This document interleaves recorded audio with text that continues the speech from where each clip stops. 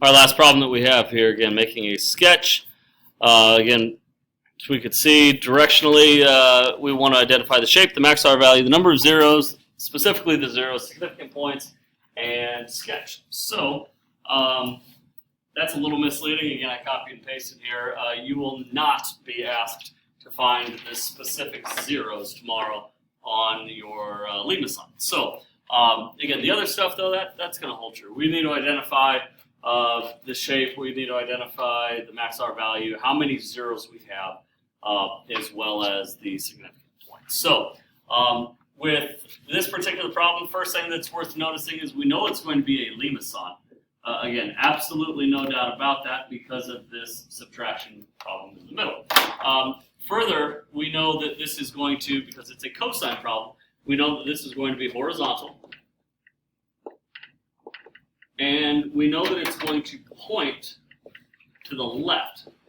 The reason it points to the left is because it's a subtraction problem. The reason it's horizontal, again, is because it's a cosine problem. Had this been a sine problem, it would have opened up or down.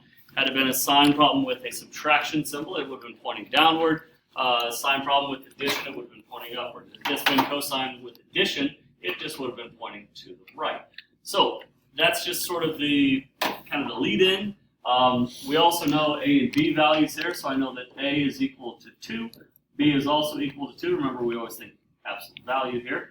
So if A over B is equal to 2 over 2, which is 1, now we know unequivocally that A over B equals 1. So for that reason, or with that in mind, maybe it's a better way to say this, anytime A over B is equal to 1, we're talking about a cardioid. Limason.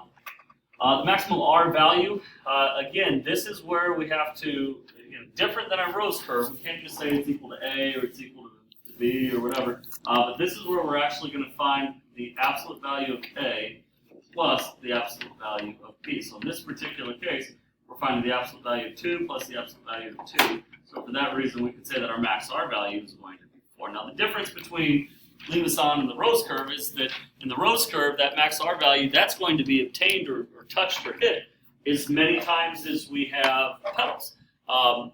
For a Limason, that's not necessarily going to be the case. So we know that we have a max R value of 4. That's just kind of a, oh, hey, that's good to know type thing.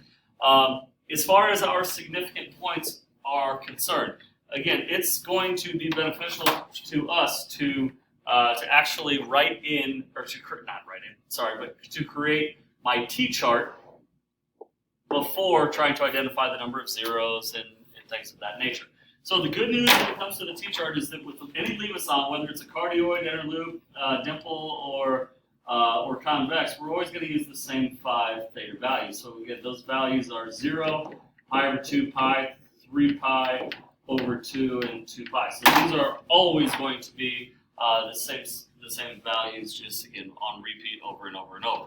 So what we're plugging into, if R is equal to 2 minus 2 cosine theta, we're going to literally do this problem 5 times with 5 different theta values. So in doing so, we're going to say that R is equal to 2 minus 2 times the cosine of 0. So as we're looking at this, I know that the cosine of 0, remembering your unit circle, of course, and cosine of 0, just so we're all looking at the same place, the cosine is going to be positive. So R is equal to 2 minus 2 times 1. We, of course, know that 2 times 1 is 2, so we're looking at 2 minus 2. So now I know that R is equal to 0. We're going to do the exact same thing, except on this second round, we're going to plug pi over 2 in place for cosine, or I'm sorry, in place for theta. So now we're looking on my unit circle at pi over 2. At the cosine value there, R is going to be equal to 2 minus 2 times. We know that the cosine of pi over 2 is 0. So 2 times 0, of course, is 0. So we're looking at 2 minus 0, at which point now I know that's the worst 2 ever. But R is equal to a positive 2. Same process, this time, third time, looks like we're going to plug pi in place for theta, which puts us over here. Cosine of pi we know is -1, so if R is equal to 2 minus 2 times -1, and cleaning that up, we're talking about -2 times -1, 2 plus 2, now I know that my R value is 4. And I'm sure we know the pattern by now. I'm sure that it's probably unnecessary that you're watching me do this. But r is equal to 2 minus 2 times, now the cosine of 3 pi over 2. Okay, cosine of my x term is going to still be 0. So in cleaning this up, 2 minus 0, r is again going to be 2. And lastly, probably don't really even need to do this, it's just a way of checking. The cosine of 2 pi, excuse me, that puts us around full circles, so the cosine of 2 pi is again going to be 1. So if r is equal to 2 minus 2, again, we can say that r is equal to 0. It's always beneficial for us to complete all 5 values on that t-chart, and I think once we continue on here, that's going to help. So again, I'm going to erase some of this stuff here. Definitely don't want to erase the t-chart. Again, we just worked hard at obtaining that. So we're going to go ahead and start plotting our points. So on the angular line of 0, my r value is 0. On the angular line of pi over 2, my r value is 2. On the angular line of pi, my r value is 4. On the angular line of 3 pi over 2, my r value is 2. And to show that we came full circle, angular line of 2 pi, my r value is 0.